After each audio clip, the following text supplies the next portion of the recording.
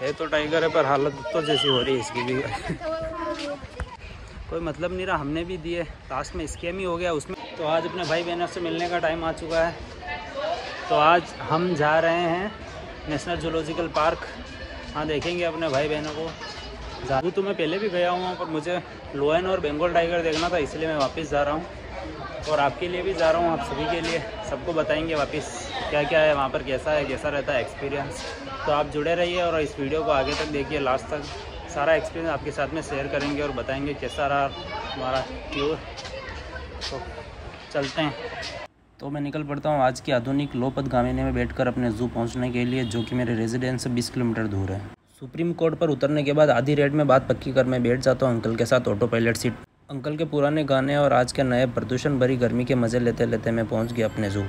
बात करें इस ज़ू की तो ये 176 एकड़ में फैला हुआ है, जिसका इनॉग्रेशन 1 नवंबर 1959 को हुआ था। शुरुआत में इसको दिल्ली ज़ू के नाम से जाना जाता था, हालांकि अभी भी ज़्यादातर लोग इसी नाम से जानते हैं, पर 1982 में इसको नाम चेंज करके नेशनल जूलॉजिकल पार्क कर दिया गया।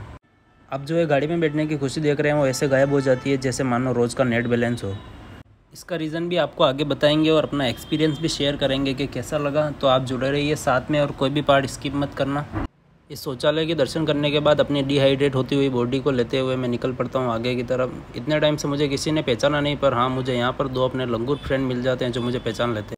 चलो यार, किसी ने तो पहचाना। ये सोचते सोचते मैं निकल पड़ा आगे, तो मुझे मिले बहुत सारे हिरण। पता नहीं ये कहीं पिकनिक पे जाने की प्लानिंग कर रहे थे, तो मैं बिना डिस्टर्ब किए निकल पड़ता हूँ आगे। मत देखो इस गाड़ी को, क्योंकि पैसे तो ले लिए, पर ये बिठाने वाली नहीं है। अब जब भी चिड़ियाघर देखने आपका बचपन बाहर आ ही जाता है, तो मैंने देखा कि बहुत सारे लोग जो कि एनिमल्स और बर्ड्स देखने के लिए आए थे, वो उंगली करके इनको डिस्टर्ब करने की कर रहे थे। तो फिर क्या, मैंने भी शुरू कर दिया। इतना बड़ा प्राणी, पर क्या मतलब इतना बड़े होने का, मुझसे तो आंखें भी नहीं मिला पा रहा है, पीठ दिखाकर जो खड़ा है। लो भाई, मुझे देखकर तो इसकी सुसु निकल गई। आपका भी कहीं बाहर जाने का यार घूमने का मन होता है, तो मैं तो ये एडवाइस करूँगा कि या तो आप सुबह जल्दी जाओ या फिर शाम को जाओ, क्योंकि दिन की धूप में तो ऐसा लगता है जैसे प्राण पखेरु नहीं उड़ जाए कहीं। पर भाई मैं तो आज नहीं रुकने वाला था। पैसे दिए हैं तो घूम के जाना ही पड़ेगा, और ये जो गाड़ी के पैसे दिए हैं वो तो भूल ही जाओ, क्योंकि ये लोग तो मैं बिठाने वाले नहीं हैं। और यहीं पर आगे चलने पर एक मैप भी बना हुआ है, जिसको देखने पर घंटा भी समझ में नहीं आएगा कि कहाँ जाना है।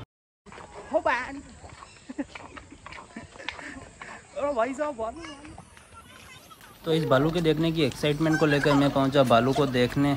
और ये देखिए जो पीछे, हाँ, जो ये पीछे दिख रहे हैं वो भालू नहीं है, वैसे ये हैं रींछ, पता नहीं क्या है। गाइड ने बताया कि पास में ही लोयन और बर्ड्स है, तो मैं एक्साइटमेंट और गर्मी के डर से दौड़ पड़ता हूँ और निकल पड़ता हूँ जल्दी से देखने के लिए।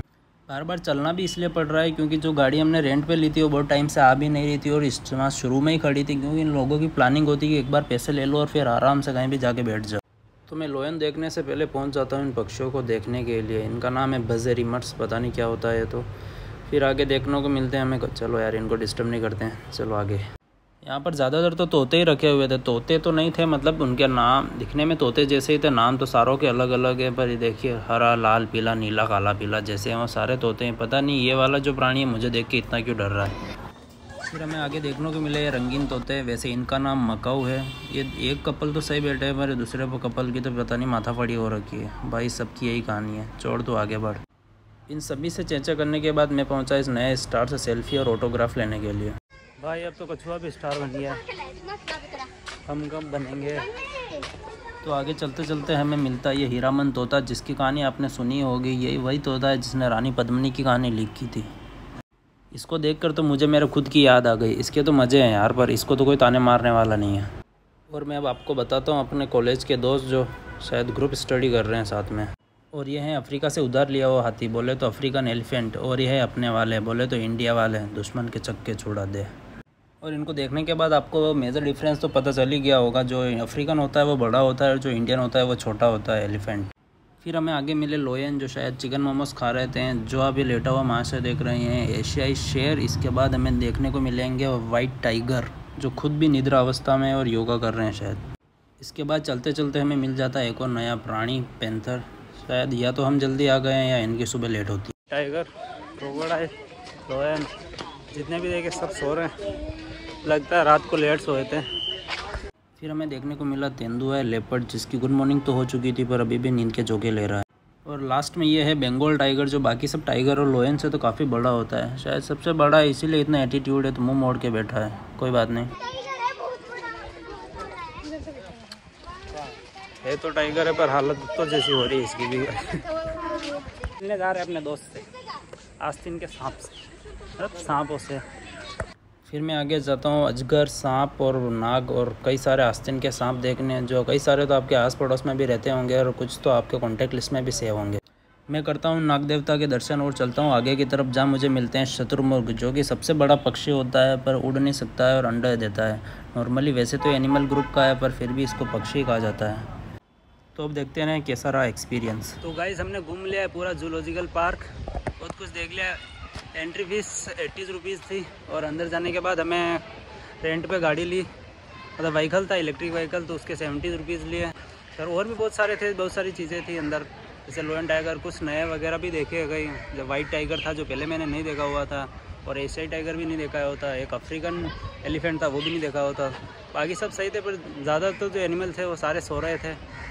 कुछ बर्ड्स भी थे, रेप्टाइल देखे, कुछ अजगर वगैरह, सांप वगैरह थे अंदर, और भी बहुत कुछ था। एक्सपीरियंस अच्छा था, पर हाँ थोड़ा धूप बहुत ज़्यादा थी तो उसकी वजह से थोड़े परेशान भले हो गए। तो अगर यदि आप भी घूमना चाहते हैं तो थोड़ा जल्दी आए, सुबह वाली शिफ्ट में, हम भी सुबह वाली में आए थे इसलिए थोड़ा कम हुआ है, पर अब तो बहुत ज़्यादा ही धूप हो गई है। तो आप भी घूमना चाहें तो सुबह आ सकते हैं, शाम वाला तो अभी के हिसाब से तो अच्छा नहीं है। कोई दूसरा सीज़न रहेगा तो फिर भी आप आ सकते हैं। जैसे इसमें 2 शिफ्ट होती है, एक 8:30 से 12:30 होती है, एक 12:30 से 4:30 वाली होती है। तो हमने सुबह वाली ऑनलाइन बुक की थी, 80 रुपीज़ पर पर्सन थे, तो उस हिसाब से सुबह आते हो तो अपना खाना भी आप साथ में ला सकते हो। हम भी खाना अपना साथ में लेके आए थे, पर वो आपको बाहर ही खाना पड़ेगा, आपको अंदर नहीं ले जाने देते, यहाँ चेकिंग। चाय वगैरह, कोल्ड ड्रिंक वगैरह वाली मिल जाती है, पर वो सब आप बाहर से लेके आ सकते हो, पर अंदर नहीं लाने देंगे। आप बाहर सब खा पी के आ सकते हो, फिर आराम से घूमिए और इन्जॉय कीजिए। हमारा एक्सपीरियंस तो यही था। वहाँ पर मेन चीज़ ये है कि आप आओ तो वो इलेक्ट्रिक व्हीकल लेने की आपको ज़रूरत नहीं है, उसका 70 रुपीज़ ऐसे फालतू है, अगर कोई मतलब नहीं रहा। हमने भी दिए, लास्ट में स्कैम ही हो गया, उसमें बैठे थे ही नहीं, कुछ ज़्यादा गए। वैसे भी तो चल भी सकते हैं उतना तो, और घूमना है तो फिर चल के घूमने में मज़ा आएगा, गाड़ी में बैठने का तो कोई मतलब नहीं है। तो बस इस वीडियो को यहीं पे एंड करते हैं। आप इस चैनल को सब्सक्राइब कर दीजिए और वीडियो को पसंद आए तो लाइक कीजिए, कमेंट कीजिए और